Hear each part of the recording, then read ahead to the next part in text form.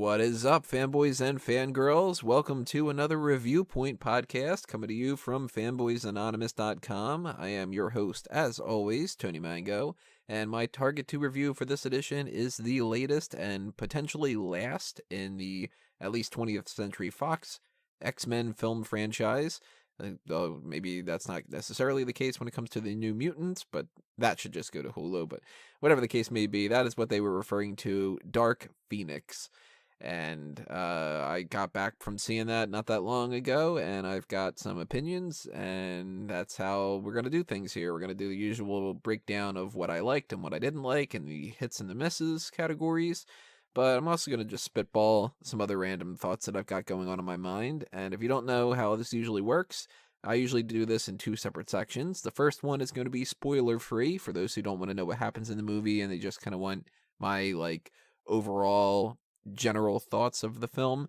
And then we're going to dive deeper into this in the spoiler section. So I will give you a warning before we switch over to that. But in the meantime, I just want to remind everybody that this isn't just about my opinions. I also want to know what you have to think about the movie. So if you are listening to one of the audio-only types of streaming platforms that we have, like iTunes or Spotify or Stitcher or Google Play or Anchor or whatever the case may be, then, if you're doing that, give us a review over there. Thank you. But also drop a comment on the YouTube channel and hit that subscribe button and ring that little bell for notifications. Or if you want to go to fanboysanonymous.com and leave a review or a comment or something on the page itself, by all means, go ahead and do that. So make sure you keep that in mind. Tell me what you think about what I'm saying and what you have to say about the movie. So we're in the non-spoiler section for this, but I feel like everybody already knows what's going to happen in this movie anyway. So some stuff I'm going to play a little bit loose with. I promise you I'm not going to spoil anything in particular, but what are my general thoughts about the film? I went into this movie expecting it to be awful, and I went in for a couple of reasons like that. One of them being the Rotten Tomatoes score was, I think it was like a 22 when I had checked it before. It might go up, it might go down, whatever. That's always a good indicator of if only a few people tended to like the movie, then that's not really all that great. But, there's movies that are a lower score, the certified rotten, and that I liked, just because a lot of people like something or dislike something doesn't mean that you have to agree with it. So I was basing this more on a couple of other factors. One being the god-awful Fantastic Four movie, the trend of the X-Men films that we've seen before, which there's been a lot of X-Men movies, and it's hard to keep track of the good and the bad, but in my opinion, at the very least, the first X-Men movie is good for its time. It doesn't hold up as well now that we have seen so many better things, but overall, it was good. X2 is very good in a lot of different ways. There's some flaws, but, I think that it's really one of the best. X-Men 3 The Last Stand is absolute trash. X-Men Origin I can't talk. X-Men Origins Wolverine is really, really bad. First Class is good, but it's got a lot of flaws behind it as well. Days of Future Past is amazing in a lot of different ways. And X-Men Apocalypse is awful. And the Deadpool ones, of course, are the first one's great, second one's not as good, and the Wolverine itself, that one, not all that great. It was better than X-Men Origins, and then Logan, of course, Logan's good for what Logan is. So we're all over the place here, and I just kind of assumed that this was going to be one of the bad ones, partially because we've already seen this story before, and just because of the, certain things, people working involved in it and everything like that. But my biggest thing leaving this movie, going into it, I'm expecting it to be bad. Leaving the movie, I thought to myself, it wasn't as bad as I was expecting it to be, but it was wholly unnecessary. And that's the main word that I took away with this, was unnecessary. This movie didn't need to be made. There's nothing that they added to the X-Men franchise that was helped by this. And, we've seen the previous two different trilogies, and we've seen the 3 different Logan movies, and we've seen 2 X-Men movies that are on the Deadpool side of things. We've seen a lot of X-Men, and I feel like this one just doesn't have its place. You know, I really want to kind of get into some of those things, but that's in more of the spoiler section.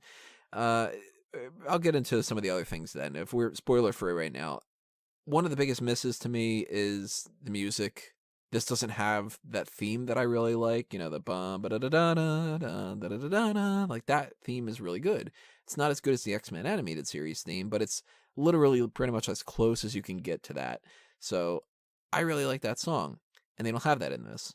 This one, the music feels so incredibly bland and just uninspired, and it's just there to be background noise, and I hate it when movies do that, and so many movies do that. And it's really strange too, because it's like these people that are composers and stuff, they are so much better than that.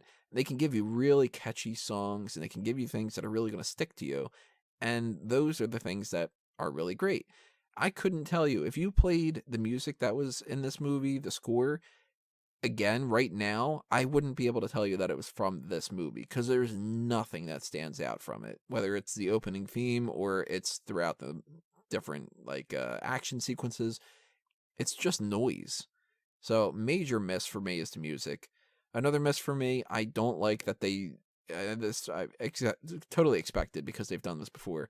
I don't understand how these movies need to be decade based, and this one in particular, what was strange to me was it's set in 1992, and if you don't know, 1992 is a real pivotal time frame when it comes to the X-Men series, and I get that nod, but at the same time, once again, this has been my criticism of Days of Future Past onward, these characters don't age.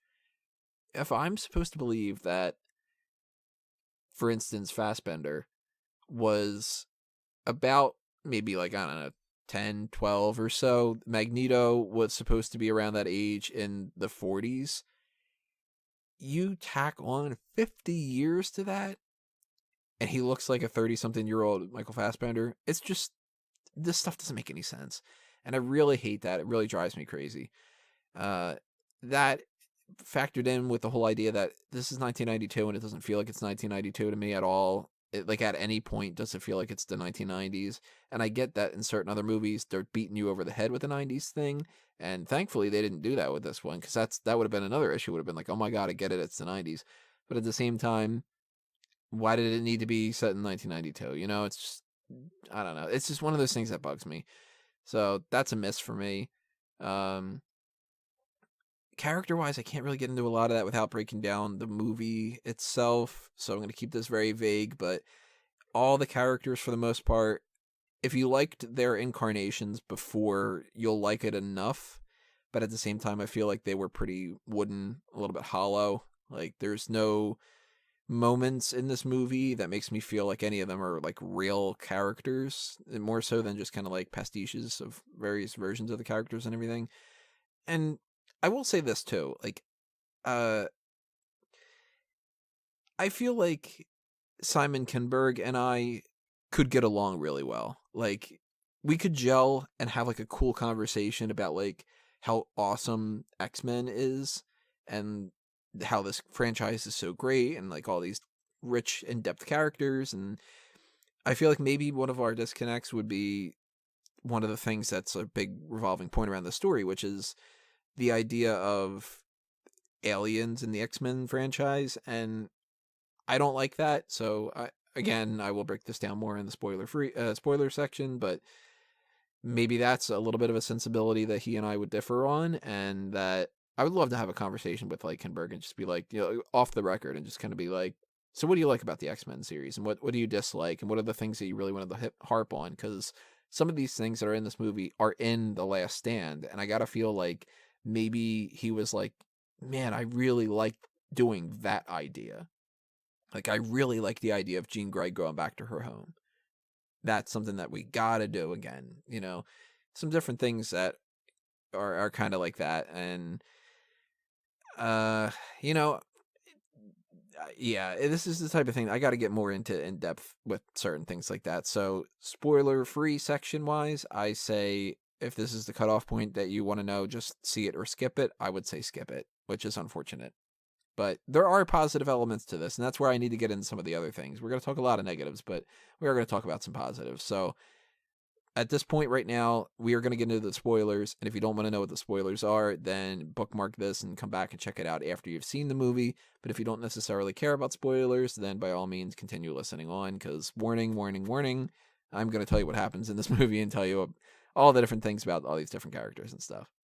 So let's dig into this. Now we're on the spoiler section. Let's go character by character a little bit here. One thing I'm going to say, this is a little bit of a hit, but it's also a little bit of a miss, is the fact that they threw in Dazzler. Dazzler has been this character that I have never liked Dazzler. I've always thought that Dazzler was such a cheap gimmick and something of a poor man's Jubilee, which I know that Dazzler came first, so that's what's even weird about it. But to me, I grew up with the 90s animated series, so Jubilee is my photokinetic teenage girl that I think is a much better character. And Dazzler being this musician that does that, I've never really been a fan of the Dazzler character. I can understand where her place is in the X-Men series, though, and I always thought that it was kind of strange that they didn't put Dazzler in another movie. I liked that idea that they would have had, even though it was Taylor Swift, I liked the idea that Taylor Swift could have been like Dazzler on like an album cover or something. Those kind of cameos are things that I really like. So I like that they threw Dazzler in there, but at the same time, Dazzler's in the movie as this person who's just kind of singing in the background while everybody's hanging out in the woods drinking beer. And it's just a weird choice for me. Like, that's the place you're going to put her? Like, after 7 or 8 movies, that's where you found the Dazzler thing? It wasn't when anybody was watching TV at any point. It wasn't like somebody had a magazine and they're all teenagers, so they're checking out the new, like, you know, teen pop type of magazine thing and Dazzler's on the cover. Like, none of that. That's her place? Like, it's just very, very strange to me. And here's one of these issues that I have with these movies when it comes to not an issue that I have. It's a big positive for the movie, but it's a negative for this one. I couldn't recognize any of the extra characters. Normally, I can usually spot out a bunch of characters, and it's cool when you're like, oh, that's Siren, or the Stepford Cuckoos, or whatever. Like, how cool was it when there was a scene in X-Men 1 where Kitty Pryde is walking through the wall to get back into Professor X's office, and, you know, it's just kind of like the girl walked through the wall, and you're like, oh, that's Kitty Pryde. Or when they're playing around with the whole everybody's out with Storm in the first X-Men movie, and you see that John gets called by Storm when he's messing around with the flame, and it's like, oh, John Allardyce, that's Pyro. I like that a lot. And in the second movie, Kitty Pryde, when they're doing the whole raid on the mansion and she slips through the bed, that stuff's really cool. I didn't understand any of the background characters in this movie. I didn't catch any of them as being an X-Men character that I would have recognized, which is really strange because that's usually one of my favorite parts about this. So that was a big miss for me. I really feel like that would have been at least like a cool, like, you know, wrestling term, but like a good pop every once in a while to be like, oh, that's cool, that's somebody else. Dazzler was the only one of them, and that one made me just go, this is where they're using Dazzler? So that's, you know, whatever. Big miss on, like, the random telepath. Aren't there enough telepaths? Like, that's always been an issue with my point of view with the X-Men franchise is Professor X is supposed to be very special, and Jean Grey is supposed to be very special. So why do we have Psylocke and Emma Frost and Legion, and there's like 1,000,000 people with telepathic abilities, and now it's just this other random one, and then there's the Dreadlock dude, and the Dreadlock dude is stupid, and it's like, out of this wealth of all these characters from the X-Men franchise that you could have used, you use this random dude with dreadlocks? Who's this supposed to be? I don't care about this dude, you know? So I didn't like that. James McAvoy is great as Professor X in a lot of different ways. I think that he phones it in on this one a little bit, and I'm going to carry that on with everybody. Everybody feels like they're not doing as good of a job as they did in better movies. Other movies, they did a better job. I should phrase it that way instead. Like McAvoy, he's Xavier, and I like his Xavier, but he's just kind of bland. Like, that's a good word I'm going to use quite a bit. It's bland. Fassbender is Magneto, and I don't buy him as much as being Magneto in this as I do as Michael Fassbender playing Magneto. Jennifer Lawrence, you could tell that she just does not care about these things, and you could tell that from, you know, X-Men Apocalypse, but I've never liked this big focus on Mystique as a character. I think Mystique, in my mind, is a villain, and she is just a villain. She is not one of those super sympathetic characters that I think needs a redemption arc. And I do not think that she's like the leader of the X-Men team and all that. She only is in that capacity because they had cast Jennifer Lawrence. And everybody knows this. Everybody's known it since Days of Future Past. But that is just sort of whatever. And they kill her off, and they kill her off in a way that's just kind of whatever. Even like Xavier and Magneto. Magneto gets like a little tear of a scene. But Xavier doesn't seem like they wrote him to really care all that much, the fact that Mystique had died. Like, that bugged me, so that was a miss. Beast, at the very least, Nicholas Hoult, he does a good job playing Beast. And he tries harder than some of the other people do. So I like his Beast, whatever. Ty Sheridan as Cyclops, I like his Cyclops. But I don't get that love connection. It's more something that it's inherently built in from, hey, you've seen the other movies, and you know that Jean and Cyclops, they love each other and stuff, and I don't get that connection between Ty Sheridan and Sophie Turner. Sophie Turner, by the way, I mean, I didn't like her casting originally, and I didn't like her in this one either. I don't think that she's a good Jean Grey. There's something off about the way that she presents the character that I just don't like. And I didn't like it in Apocalypse, so I didn't like it in this one either. And this one is very Jean Grey centric, so this one that magnified that even more. Like, I don't like Sophie Turner as Jean Grey. And now I haven't seen Game of Thrones. I've never watched any episodes of it. I never will. It's just not my thing. And Sophie Turner could be a fantastic actress, but I don't like her as Jean Grey. And that's perfectly fine, too, because certain people are just made for roles. Like Hugh Jackman was a fantastic Wolverine. By the way, no Wolverine in this movie.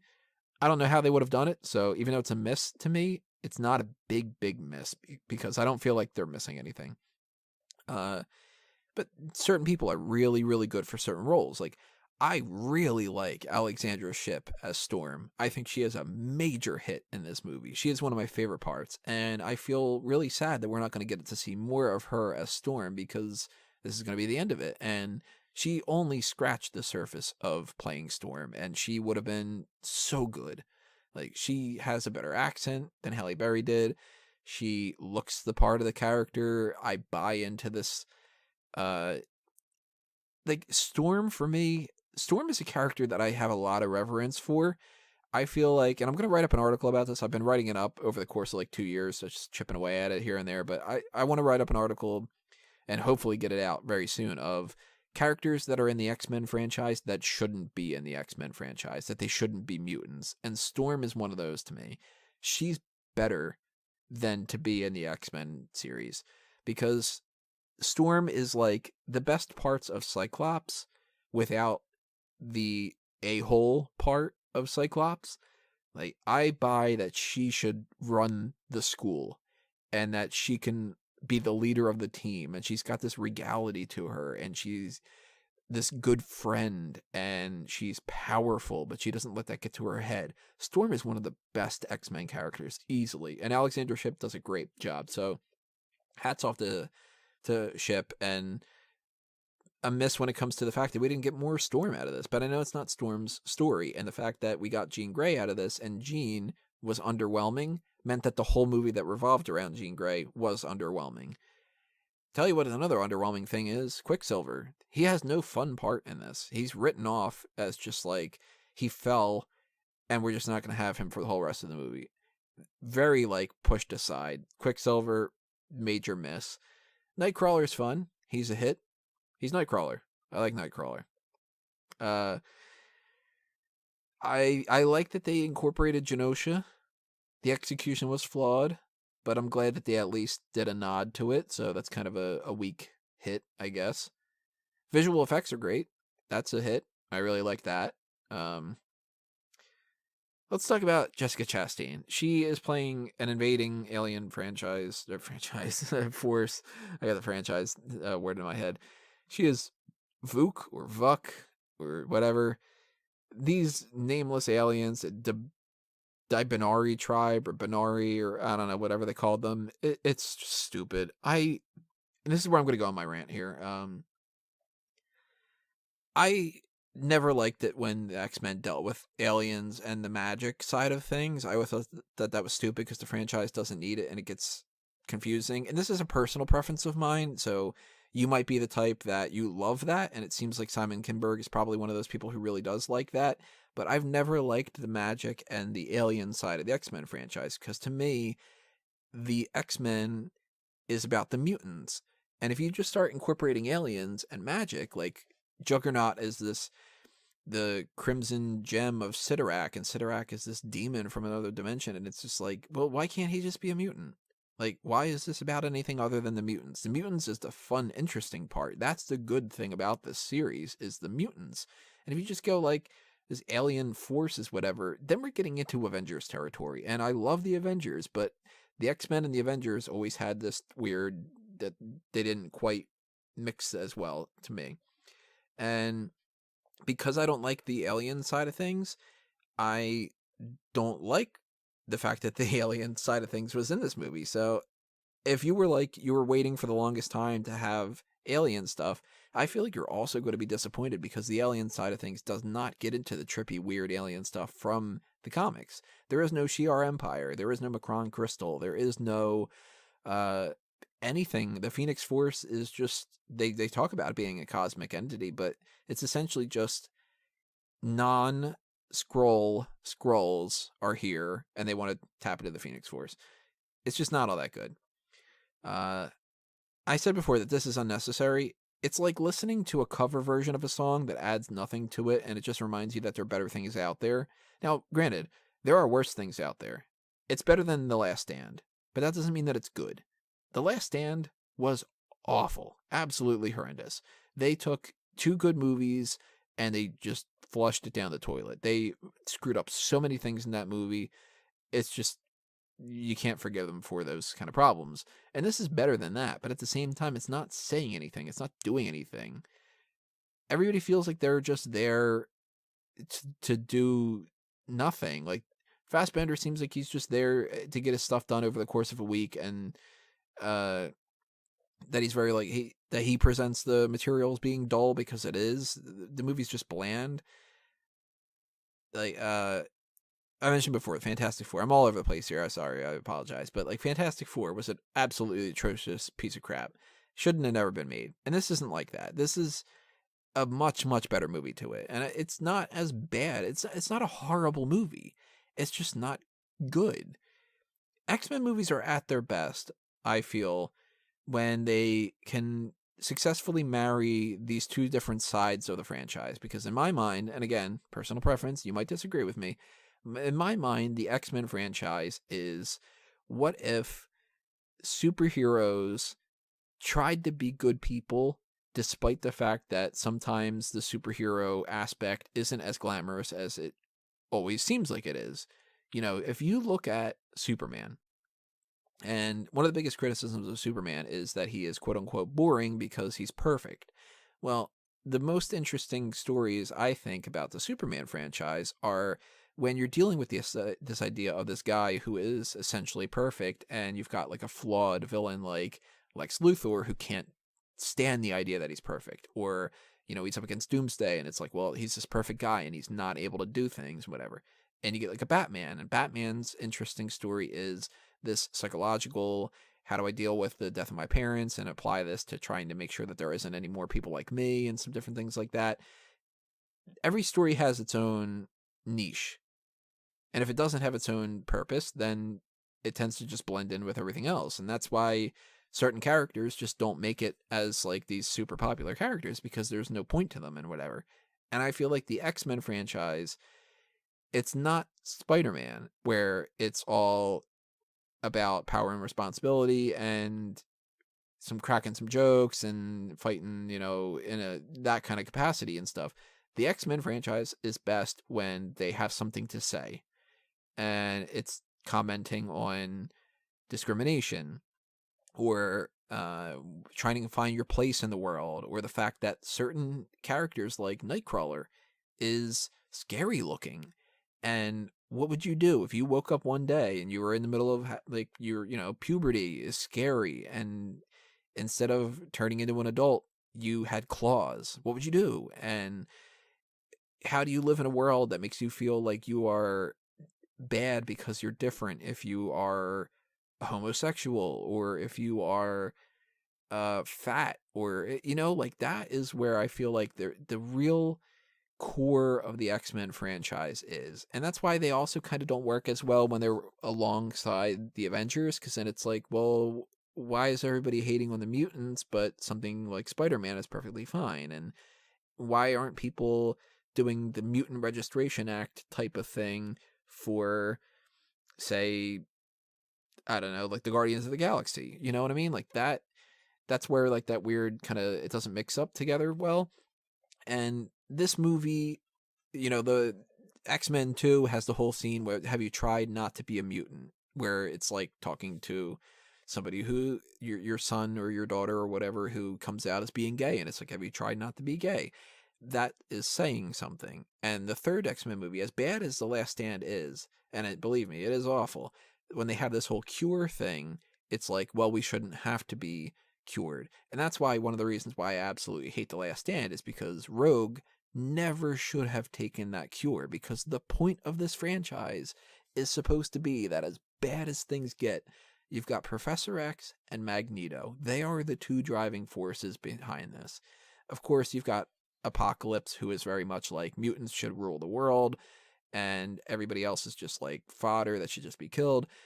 But it comes down to, Magneto is saying, I'm afraid that we are going to be targeted, and we need to fight back, and we need to fight those fears with fear.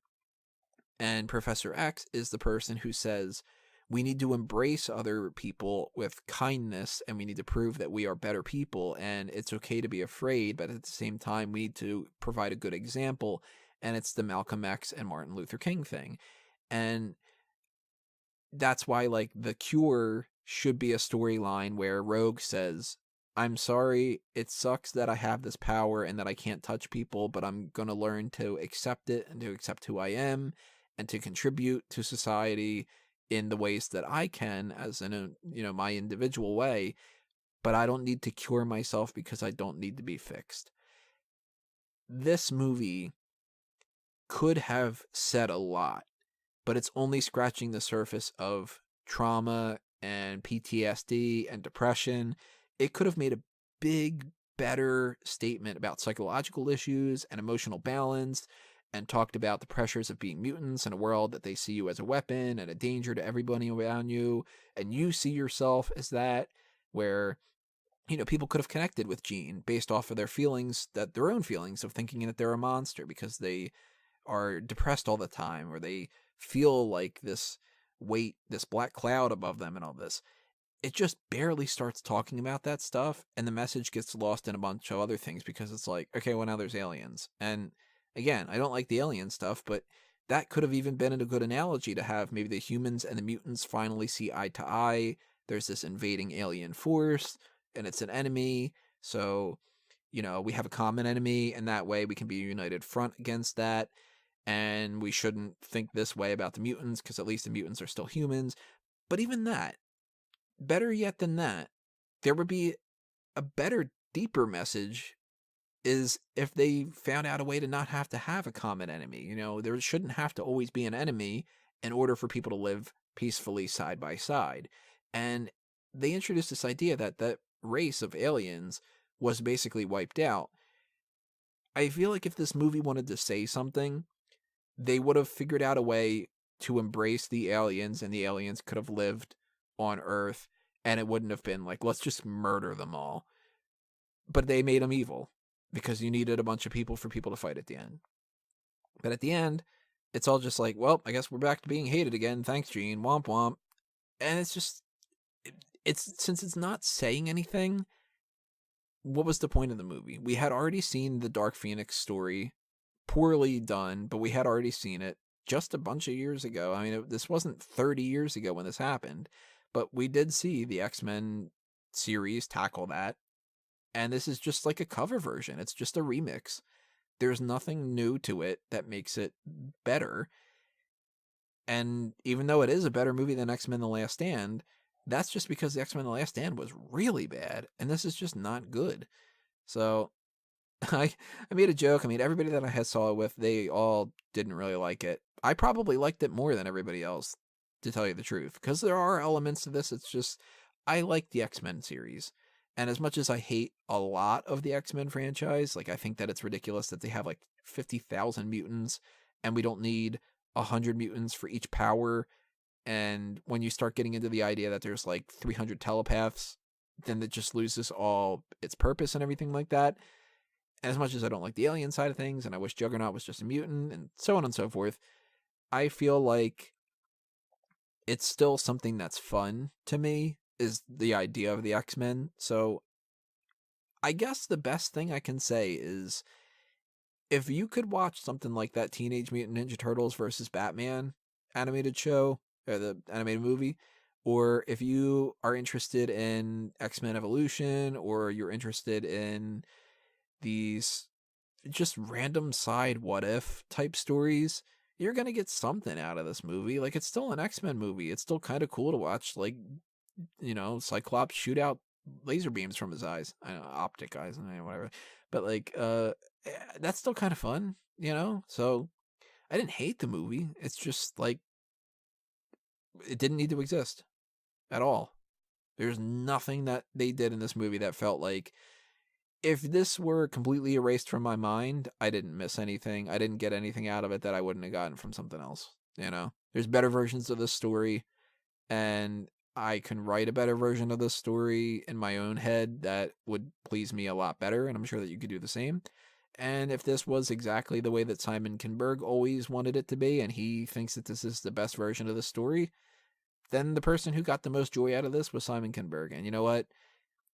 Hey, he might be a really cool guy, and I would totally love to sit down and chat with him and just kind of shoot the shit about that kind of stuff. And if he really enjoyed it, then he got something out of it like that. I didn't think it was the worst thing in the world. I just think that it was kind of like somebody's, again, I guess the best way I can put it is, it's a cover version of a song. And this is, like, totally unnecessary. So I made a joke, and I'm going to repeat myself, but, why not? That this is more of XMeh than X-Men. So, yeah, this is not a hit. This is not a full-on miss. But honestly, if I have to pick between the two, I think it's more of a miss. And that sucks. It sucks because I wanted to like it more. So I will tip my hat off to certain elements of the movie, certain people that did their jobs really well. But overall, I don't think it was a necessary movie. So I want to know what you have to think. Do you agree with me? Do you disagree with me? What are the parts you liked? What are the parts you didn't like? Drop your comments below, as I mentioned before. Hit that subscribe button. Follow me on Facebook and Twitter. Follow my personal accounts on Facebook and Twitter. Hit up that Patreon if you want to see more things like this, and if you want me to take more time out to be able to do things like to write up that article that I was mentioning about. I really want to do more writing of articles, and I would love to do more podcasts and get more people on and to do different things like that. So the Patreon is the main thing that can convince me to do that, because, let's be honest, everybody. I don't have the time to dedicate to all that stuff, but if time is money and money is Patreon, then look at that. I suddenly end up getting more time, because I would much rather do a new podcast and have a bunch of X-Men people sitting around talking about podcasts. Yeah, what's the point of that? Talking about the X-Men franchise and just going down the rabbit hole of, like, man, I really like Mr. Sinister and so forth for like 2 hours, than to spend those 2 hours writing up another article about WWE, or, whatever the case may be. So hit up the Patreon if you got a little bit of spare change you want to throw my way to grease the wheels when it comes to that stuff, or buy some stuff on the TeePublic and Redbubble shops. There's merchandise for all sorts of different things. There's also other ones for Smart Cat Moment and a Mango Tees. And if you are listening to this on an audio-only platform, then review me with something, or hit me a star rating, or whatever the case may be on those different things like that. I don't think that there's anything else that I need to talk about, but if there is, I'm sure you guys should know by now, with plenty of other things that I've talked about in the past. I guess the last thing for me to just say is thank you. Thank you for listening to this, and thank you for your support in whatever capacity it might be. But that'll do it for me for this edition of the Review Point podcast, and I will see you next time, everybody. It's time for me to geek out.